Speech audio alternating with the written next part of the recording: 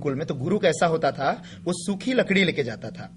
आजकल शिष्य कब सूखी लकड़ी लेके जाता था, इसका मतलब क्या है कि ये लकड़ी जो मैं झुराइल लकड़ी लेके जा रहा हूं, सूखा लकड़ी, ये इसलिए सूखी है गुरुदेव, मेरा जीवन को भी मैं अब सुखा के आ रहा हूं। जीवन में रस क्या है, हम कहते हैं ना भैया बड़ा स्वाद ले रहा, बड़ा मजा ले रहा। स्वाद मजा किसमें ले रहा, मौज कर रहा, सेक्सुअल खनौत में। सेक्सुअल खनौत में जब तक अभी तुम जीवन में इंद्रियों से ऊपर उठे ही नहीं। आजकल जिन गुरुओं की बात आप करते हो, आजकल समाज में ऐसे ऐसे गुरु हैं, लड़कियां लेके डाम पे घूमते हैं, सड़कों पे घूमते हैं। हम आपको बताएं, हमारे अपने लोगों में ये प्रचलन है कि आजकल लड़कियों को लेके सड़क पे घूमते हैं। ये होता है जी, पूरे होता है। और आजकल जितने क्या नाम है दुर्व्यसन माने कसिनो जाना, ये खेलना। अरे एक यहाँ क्या नाम है, आप देखोगे जिनको आप लोग आचार्य मानते हो, स्टेज पे खड़ा होकर डंक मारे कोई गाना गा रहा है, वो भी कोई हमारे यहाँ आचार्य है। तो ऐसे आचार्यों की जो प्रतिष्ठा जिस देश में हो, ऐसे गुरुओं की प्रतिष्ठा, तो समाज की गति क्या होगी। हमारे यहाँ बताया गया गुरु क्या है, जब शिष्य जाता सूखी लकड़ी लेके, क्यों, किसके पास, उस गुरु के पास प्रतीक रूप में कि गुरुदेव तुम अग्नि स्वरूप हो। गुरु अग्नि स्वरूप होता है। गुरु माने ज्ञान गुरु का जो पहला जिसे फोरवार्ड है वह ज्ञान। और ज्ञान भी दो प्रकार के, एक तो आत्मज्ञान, ब्रह्म ज्ञान जिसे कहते हैं, और दूसरा शास्त्र ज्ञान।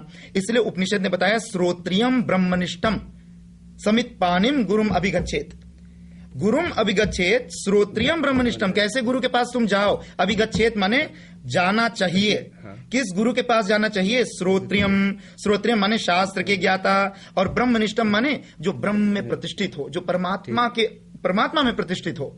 जो परमात्मा में प्रतिष्ठित कैसे होता है, गीता ने कहा निर्दोषम ही समम ब्रह्म तस्मात् ब्रह्मणीते स्थिता। जो ब्रह्मनिष्ठ हुआ ने ब्रह्म में स्थित हो, और ब्रह्म में कौन स्थित होता है, जो निर्दोष है, और जो निर्दोषम ही समम ब्रह्म, जिसमें समता की दृष्टि हो, और जिसमें निर्दोष माने जिसमें कोई दोष ना हो। दोष माने आहार विहार की शुद्धि, जैसे अभी हम बता रहे थे, गीता ने कहा युक्ताहार विहार से रेन हेट फॉन कैरेक्टर एंड रेन हेट फॉन फुटसल। जब तुम्हारे में रेन हेट फन फुत्सल है और रेन हेट फन कैरेक्टर है, तब तुम कह सकते मैं निर्दोष हूं। क्यों, क्योंकि तुम्हारा खान पान शुद्ध होगा, विचार शुद्ध होगा, आचार शुद्ध होगा। विचार और आचार यही तो दो मुख्य होता है आदमी के जीवन में, बौद्धिक और शारीरिक रूप से। तो विचार और आचार यदि शुद्ध है, कैरेक्टर एंड देंक्वेस, यदि ये दोनों शुद्ध है तुम्हारा, तब तो तुम क्या हो गया, निर्दोष। लेकिन अभी तुम समम नहीं हुए। समम माने उसके आधार पर साधना जब करोगे तो एक स्थिति आएगी तुम्हारे अंदर कि जो आत्म ज्योति हमारे अंदर वो सबके अंदर है। इसलिए वो समता की दृष्टि जब आ गई सब में, तो उसको क्या कहते, समम ब्रह्म तस्मात् ब्रह्मणीते स्थिता, तब वो ब्रह्म में प्रतिष्ठित होता। और ऐसा व्यक्ति ही गुरु के लिए योग्य है जिनके जीवन में रेन हेट फन कैरेक्टर, रेन हेट फन क्या नाम है, फुत्सल। अब आजकल जिन गुरुओं की आप प्रश्न कर रहे हैं, हम भी जानते, आप भी जानते, समाज भी जानता है, उन गुरुओं के कैरेक्टर आप देख लो। आजकल क्या है, लोगों को कमरा में बिठा के अंग से पीना निकालते हैं। हाँ, हमने सुना है, सूरीनाम में हम तो देखा नहीं, सुना है। और यहाँ अखबार में भी आर्टिकल निकला था एक, प्ले बॉय अंडर द पता नहीं पंडित, उसमें भी बताया गया था कि वो आदमी कमरा में बिठा के नग्न पूजा करता है, जो सनातन धर्म के कोई ग्रंथ में नहीं है। उन नग्न पूजकों को आज ये लोग गुरु मानते हैं। अब बताइए, गीता को तुम मानोगे या इनके द्वारा दिए गए उपदेश को। अब इन गुरुओं के बारे में जो बताया गया कि गुरु कैसा, श्रोत्रिय ब्रह्मनिष्ठ, और शिष्य जब सूखा लकड़ी लेके जाता, माने कि हम भी अपना इंद्रियों को सुखा दिए हैं। अब मैं अपने जीवन में रस को त्याग करके सुखा के आया हुए गुरुदेव, हम तुम्हारे जीवन से अपने जीवन को जोड़ दे, जोत से जोत जले जिसे कहते हैं, कि आग में हम अपना सूखी लकड़ी लगा दे, हमारे में भी वो आग जल जाए जो आपके अंदर जल चुका है। इतना बड़ा उपदेश दिया है। तभी तो बताया है कि गुरु जो है, चाहे ब्रह्मा विष्णु हो, जब तक जीवन में गुरु नहीं है तब तक कोई कल्याण नहीं। और गुरु भी कौन, अंधा गुरु बहिर है चेला, करे नरक में ठेलम ठेला। गुरु कहता पहले तू आग में कूद, तो शिष्य कहता पहले तू कूद, तुमने हमें गलत बताया। गुरु कहता तो हमने बोला, तुमने सुना नहीं। इसलिए जो बताया है कि आजकल गुरु बनना बड़ा आसान है। 2 मंत्र जान गए, मंत्र क्या नाम है सीख लिए, गुरु बन जानना भी आजकल इजी है, और आजकल शिष्य बनना इजी। और हमारे पास भी लोग आते हैं, लोग हमारे पास जब आते हो किस लिए आते हैं, नहीं कि स्वामी जी जीवन की उत्थान कैसे हो, जीवन में उत्थान कैसे बता दो। स्वामी जी आप हाथ देखते हो, हम कहते हैं हम पैर देखते, पैर उठा लो अपना। हम हाथ दिखवाना, पैर दिखवाना, दुनिया के क्या नाम है अपना ओझाई कराना, लोग इसलिए हमारे पास आते दिन भर। और आते कि स्वामी जी हमें कोई ये देख दो, हमारा पेट देख दो, हमारा आंख देख दो, शरीर देख दो, बड़ा दर्द है। हम कहते तुम फिजियोथेरापी जाओ, शरीर में दर्द है। तुम्हारे यदि मन में कोई बात हो, तुम्हारे मानसिक कोई टेंशन हो, हमसे बताइए। हम मानसिक टेंशन के आपके राह बता सकते कि कैसे चिंतन करना, कैसे प्राणायाम करना, कैसे साधना करना। लेकिन साधना में किसी को रुचि नहीं है। साधना में क्यों रुचि नहीं है? क्योंकि आजकल गुरु लोग क्यों बनाते हैं? आजकल समाज में गुरु लोग क्यों बनाते कि गुरु हमारा 1 का 10 बना दे, 10 का 100 बना देंगे। हम जिन मार्ग में पल्लवित हुए हैं ऋषि परंपरा में, हम तो सिखाते कि तुम संसार में रहते हुए संसार का त्याग धीरे धीरे करते हुए परमात्मा की ओर बढ़ो। और लोग हमारे पास क्यों आते कि कोई ऐसा मंत्र दे दो कि घर में धन भंडार भर जाए। हम कहते हैं हमारे पास ना ऐसा मंत्र है, ना हमें ऐसे शिष्य चाहिए, ना ऐसे गुरु की हम कामना भी करते हैं।